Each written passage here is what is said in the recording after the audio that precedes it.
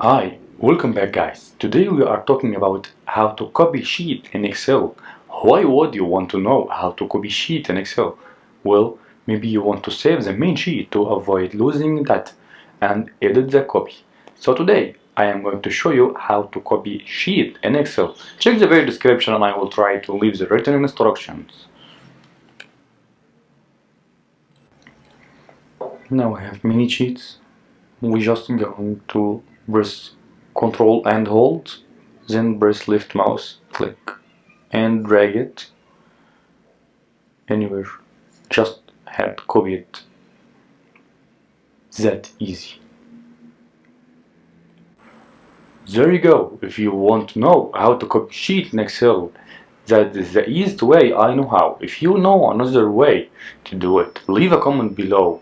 Be sure to subscribe for more videos.